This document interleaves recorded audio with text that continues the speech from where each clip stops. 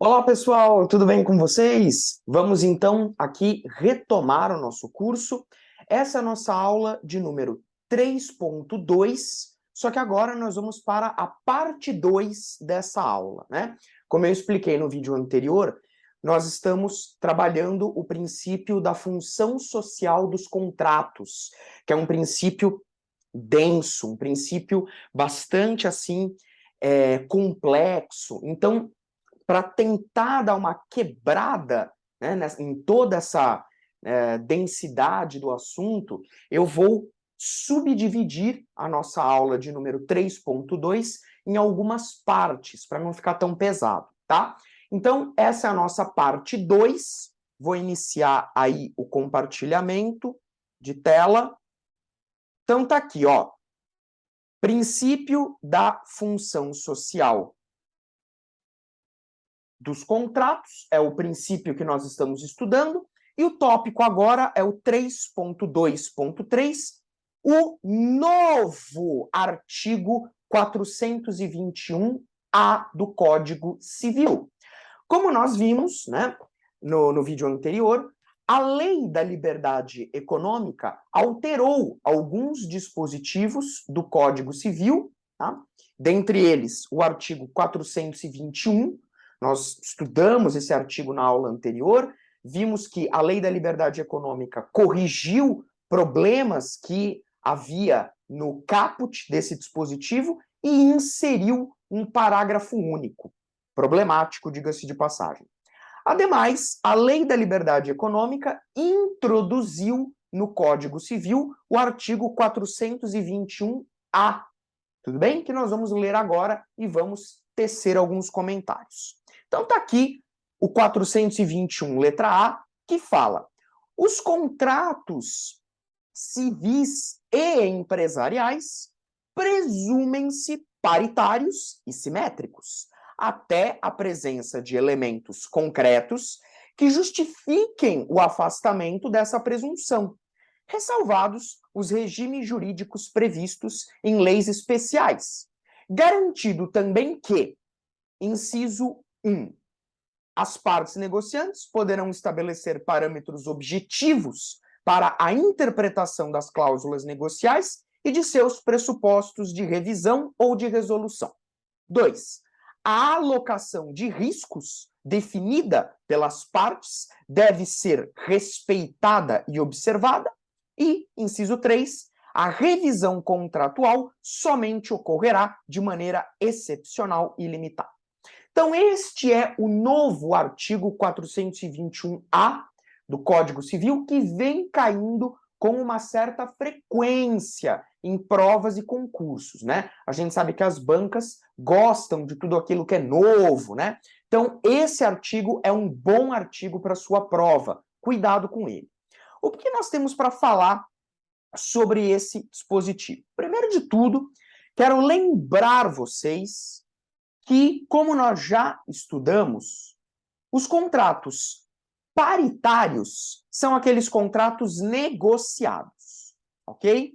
Então, apenas a título de memória, quando nós falamos em contratos paritários, nós estamos falando daqueles contratos negociados, que seria aí o oposto do contrato de adesão, que é aquele contrato em que praticamente não existe espaço para negociação, para modificação substancial do conteúdo, das cláusulas, tá?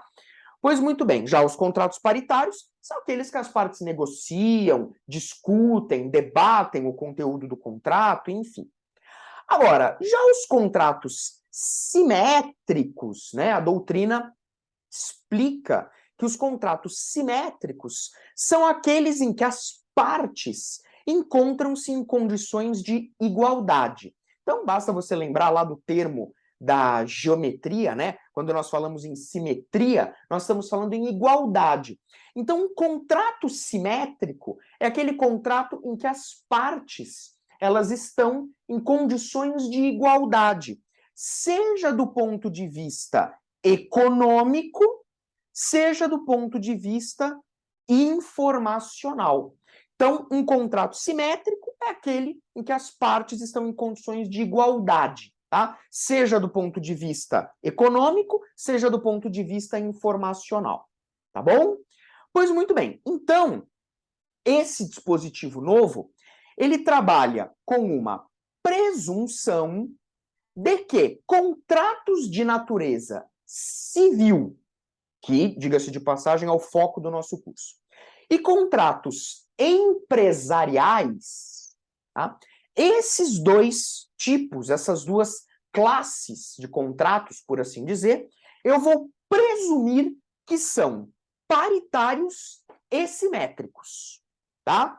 Então, quando eu estiver diante, por exemplo, de uma compra e venda de natureza civil ou uma compra e venda de natureza empresarial, eu vou presumir que esses contratos são paritários, ou seja, não são contratos de adesão. Vou presumir que esses contratos foram negociados, debatidos pelas partes, e vou presumir também que eles são simétricos. Vou presumir que as partes estão em condições de igualdade, ok?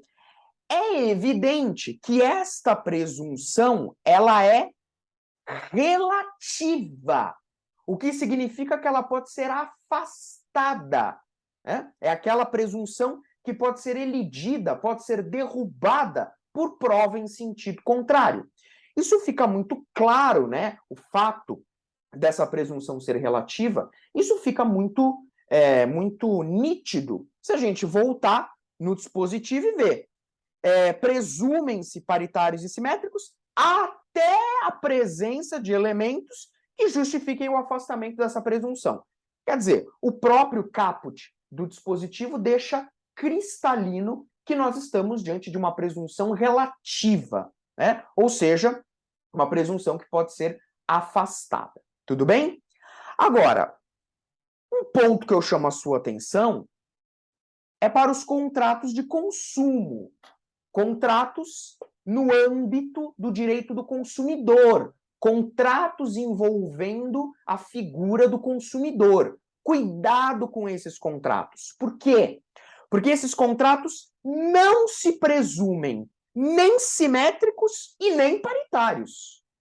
Então, toma cuidado, porque nós estamos aqui falando de contratos civis e empresariais, tá? Contratos civis e empresariais. Esses aqui eu vou presumir que são paritários e simétricos. Agora, contratos de consumo, eu não vou aplicar essa presunção. Então, o 421A não trata de contratos de consumo. Até porque você deve saber que a relação de consumo, por natureza, na sua essência, ela é uma relação desequilibrada mesmo, tá?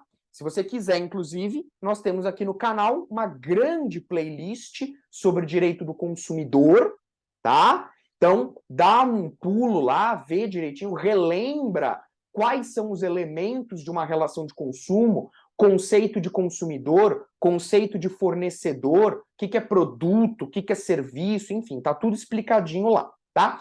Então, quando os elementos de uma relação de consumo estiverem presentes, eu não vou presumir que o contrato é simétrico e nem paritário. Porque nessa relação de consumo, o consumidor, ele é uma parte mais fraca. Então, eu presumo que a relação de consumo é naturalmente desequilibrada e que o fornecedor está numa posição, de certa forma, de superioridade em relação ao consumidor. Por isso que o CDC traz regras protetivas para o consumidor, para tentar reequilibrar essa relação, tá bom? Então, cuidado com isso. Bom, o que nós podemos falar a respeito dos incisos desse dispositivo? Primeiro, vamos só voltar aqui na leitura, ó. Inciso 1. As partes podem estabelecer parâmetros objetivos para a interpretação das cláusulas e de seus pressupostos de revisão ou resolução. Então, o que esse inciso 1 ele está trazendo para a gente? O inciso 1, ele basicamente reproduz o artigo 113 do Código Civil, que é um artigo que está lá na parte geral. Se você tiver com o Código Civil aberto, você pode fazer uma leitura comparativa do 421A, inciso 1, e do artigo 113, você vai ver que eles têm redações muito próximas, muito parecidas, tá? E aí, a observação aqui que eu acho relevante fazer sobre esse dispositivo é que, quando você vai criar esses parâmetros objetivos que a lei está falando, né, você não pode contrariar preceitos de ordem pública. Tá? Então, vamos lá. Inciso 1. Eu estou lá num contrato, e aí eu e a outra parte, a gente resolve falar assim, ó, vamos estabelecer alguns parâmetros aqui para revisão desse contrato, uma eventual revisão desse contrato. Vamos estabelecer aqui pressupostos para que eventualmente seja possível uma revisão? Vamos. Então a gente senta e começa a elaborar os parâmetros, os pressupostos para uma eventual revisão. Tudo bem? Isso é possível? Isso é possível. O inciso 1 permite. Não tem problema nenhum. O que não pode é esses parâmetros contrariarem preceitos de ordem pública. Não pode contrariar a lei, né, etc.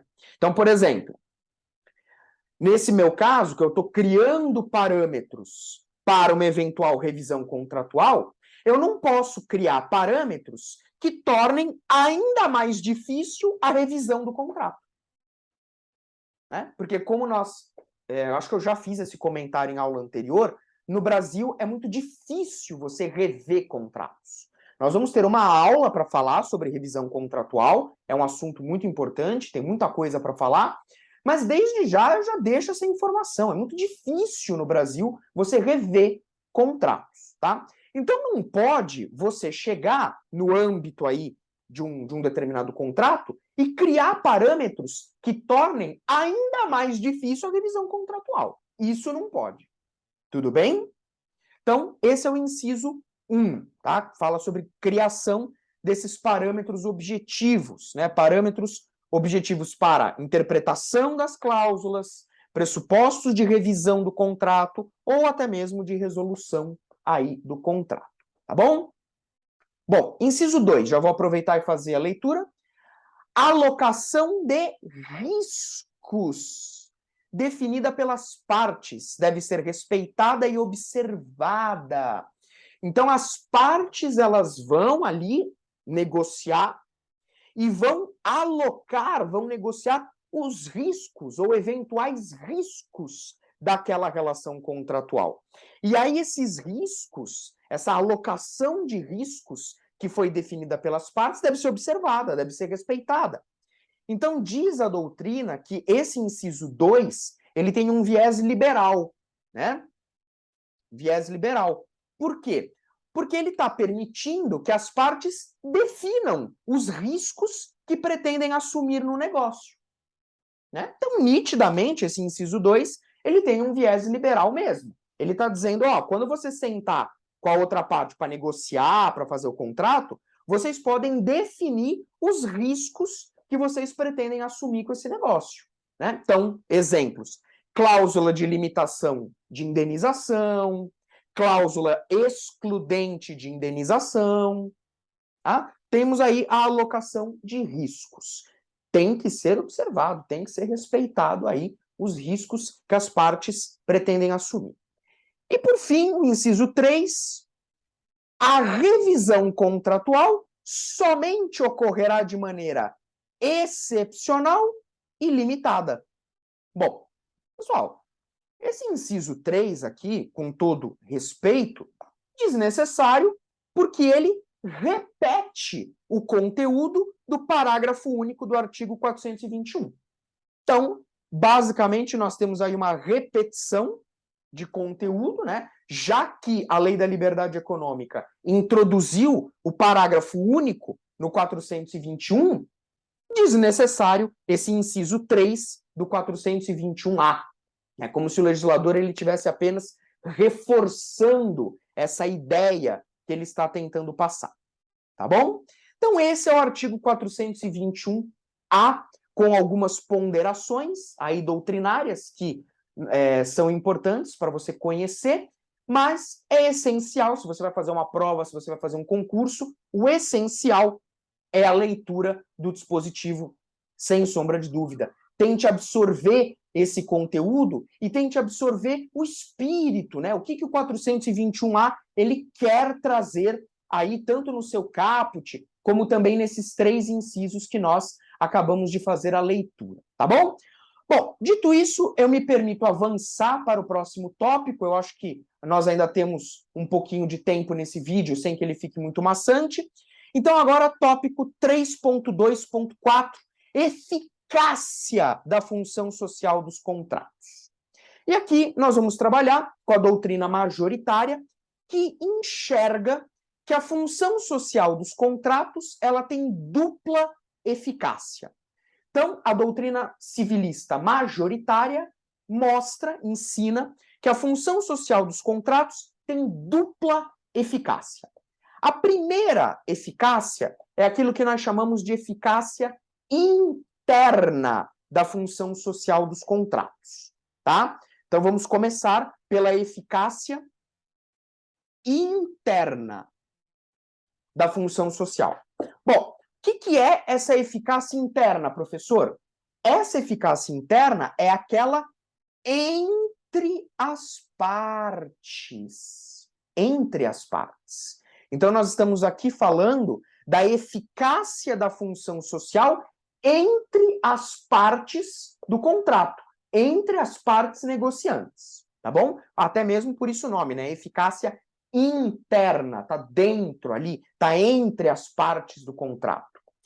E o professor Flávio Tartucci, na sua obra, ele aponta 5 grandes aspectos dessa eficácia interna, tá?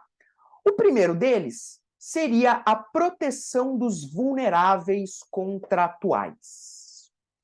Então, o primeiro aspecto relevante dessa eficácia interna que nós estamos vendo é a proteção dos vulneráveis contratuais. Então, veja, não é novidade que o CDC, o Código de Defesa do Consumidor, protege o consumidor, que é a parte mais fraca da relação. É a parte tida como vulnerável da relação. Da mesma forma que a CLT protege o trabalhador, que é a parte mais fraca, parte mais vulnerável. Para nós do direito civil e aqui para o nosso curso, 2 artigos são importantes. 2 artigos do Código Civil, que são 2 artigos que protegem o aderente. Então, quando nós analisamos, em aula anterior, o contrato de adesão, nós vimos que o Código Civil protege o aderente. Até porque, repito, nós podemos perfeitamente ter um contrato civil de adesão. Nem todo contrato de adesão é de consumo. Eu posso ter, sim, contrato de adesão no âmbito civil.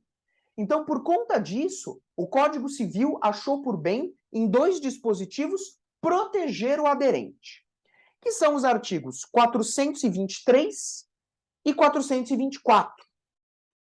O 423 fala: quando houver no contrato de adesão cláusulas ambíguas ou contraditórias, dever-se-á adotar a interpretação mais favorável ao aderente. Nítida regra protetiva. Então, você está num contrato de adesão. Um contrato civil, tá? Mas de adesão. Aí você pega uma cláusula do contrato de adesão que não está clara. Não está clara. Uma cláusula ambígua ou uma cláusula contraditória, enfim. Você não consegue entender muito bem o que aquela cláusula está dizendo. Quando você vai interpretar, imagine que aquela cláusula ela comporta 2 interpretações. Uma delas é prejudicial ao aderente, a outra é favorável ao aderente. Qual que eu escolho? Ué, o 423, mais claro impossível. Eu fico com a interpretação mais favorável ao aderente. Tá bom? Que é a parte mais fraca da relação. Esse artigo 423, ele basicamente tem ali um irmão dentro do CDC, que é o artigo 47 do CDC. São artigos basicamente irmãos, né? O artigo 47 do Código do Consumidor fala: as cláusulas contratuais serão interpretadas de maneira mais favorável ao consumidor.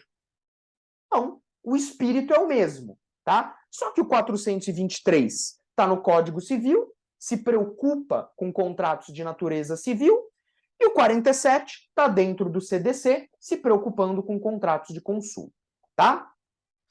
Já o artigo 424 do Código Civil fala que nos contratos de adesão são nulas as cláusulas que estipulem a renúncia antecipada do aderente a direito resultante da natureza do negócio.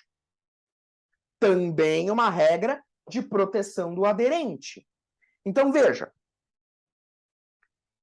Professor, eu não entendi esse artigo 424. Dá um exemplo?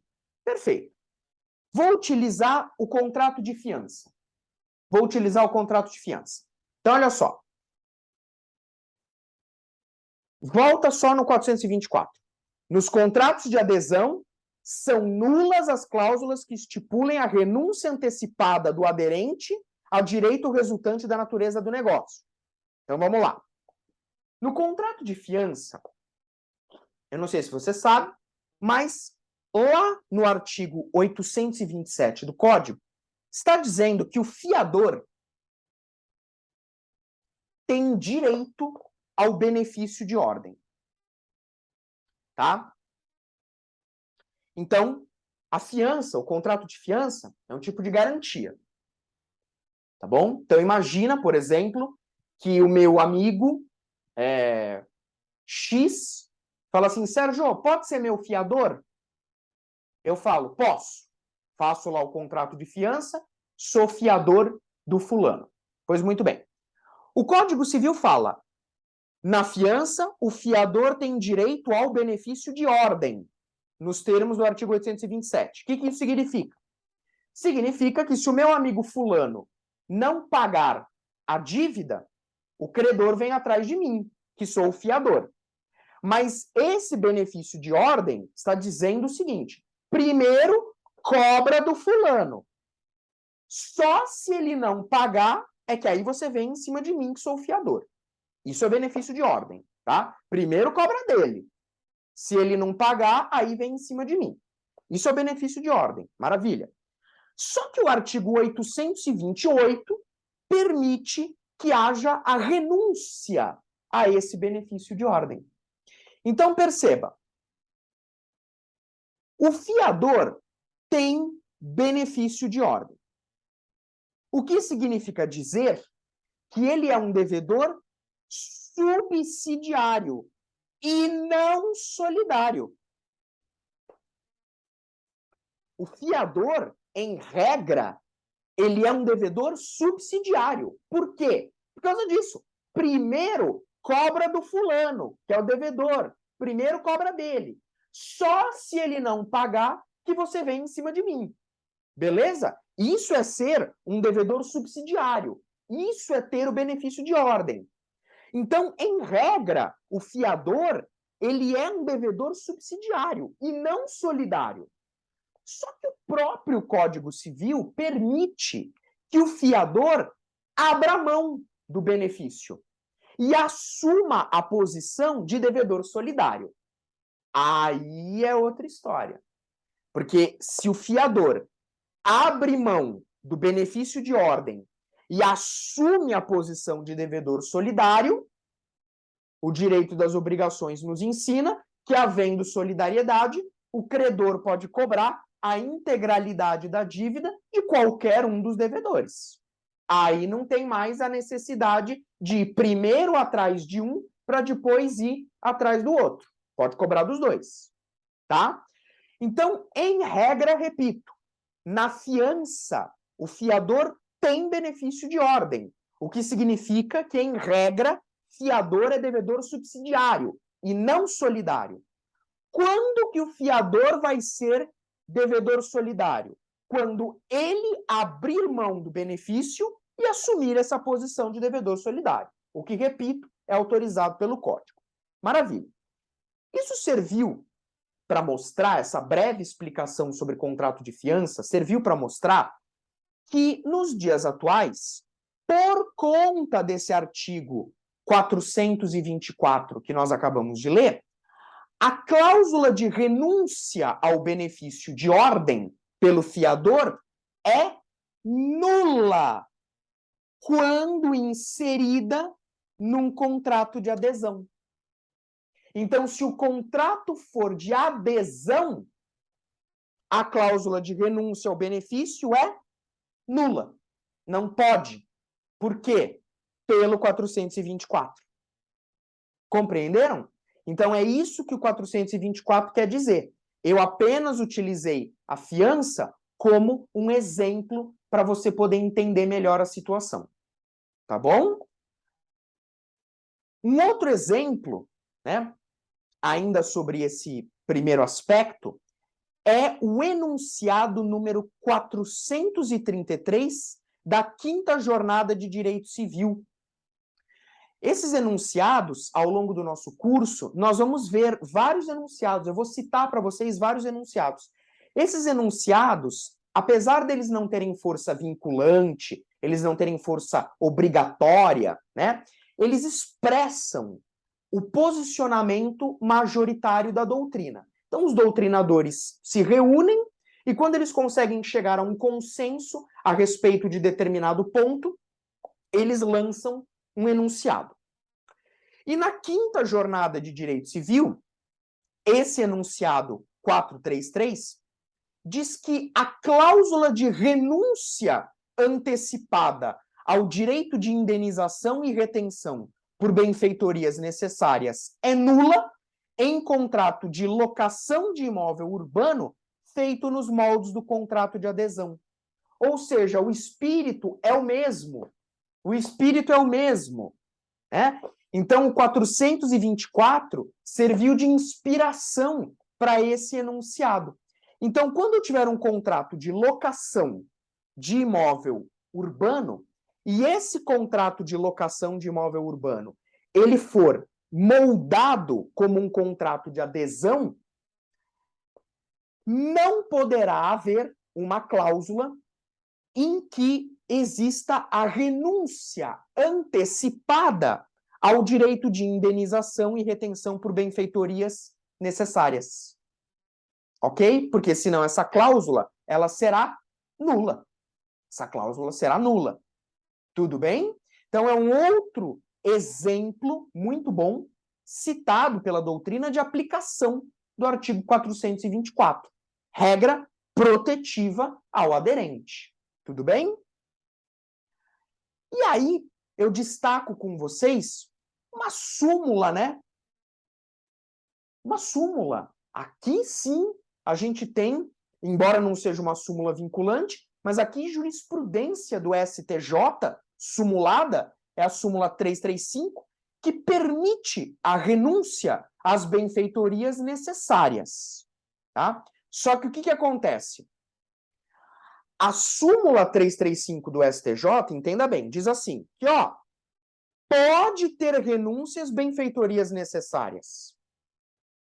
Só que esse enunciado que nós acabamos de ler é uma exceção a essa súmula. Porque qual é a minha preocupação? Você lê o enunciado 433 que eu acabei de projetar aqui, que está aqui na lousa para você. Aí você lê. Ah, tá. Então, quando eu tiver um contrato de locação de imóvel urbano, e esse contrato de locação foi feito nos moldes de um contrato de adesão, não pode ter renúncia antecipada à indenização e retenção por benfeitoria necessária. Perfeito, entendi. Só que aí você pega e lê a súmula 335 do STJ, que permite a renúncia às benfeitorias necessárias. Aí você fica confuso. Só que o que acontece? Você tem que ler a súmula como uma regra geral. E o enunciado como uma exceção. Entendeu? Então, a súmula fala, tudo bem, pode renunciar às benfeitorias necessárias. Isso é possível. Então, num contrato de locação, por exemplo, você pode renunciar às benfeitorias necessárias que você fez no bem. Não tem problema. A súmula permite. Só que o enunciado fala, opa, beleza, eu não vou contrariar a súmula. Eu não vou contrariar essa súmula. Eu vou excepcioná-la. Então, quando este contrato de locação for um contrato de adesão, aí essa renúncia não vai ser permitida. Tá bom? Então, não é que esse enunciado ele se choca com a súmula. Não, eles coexistem. É que a súmula traz uma regra geral e o enunciado funciona como exceção. Tudo bem? Repito, exceção quando eu estiver falando de contrato de adesão. Tá bom? Muito bem, pessoal. Eu vou parando o nosso vídeo por aqui, que ele até já ficou longo, né? Mas eu queria pelo menos terminar esse primeiro aspecto da eficácia interna que nós estamos estudando. Mas eu vou parando por aqui e no próximo vídeo nós retomamos o estudo da eficácia interna da função social dos contratos, falando sobre vedação da onerosidade excessiva, tá bom? Eu vou interromper aqui o compartilhamento e eu sei, pessoal, que os temas que nós estamos trabalhando são densos, são pesados. Se você tiver dúvida, pessoal, me procura no Instagram, manda um direct para mim, ali, professor Sérgio Alfieri. Professor, não entendi tal ponto, não sei o quê. Vai lá e me manda a tua dúvida, que eu te respondo aí com a maior rapidez possível. Tá bom? Forte abraço, bons estudos, até a próxima.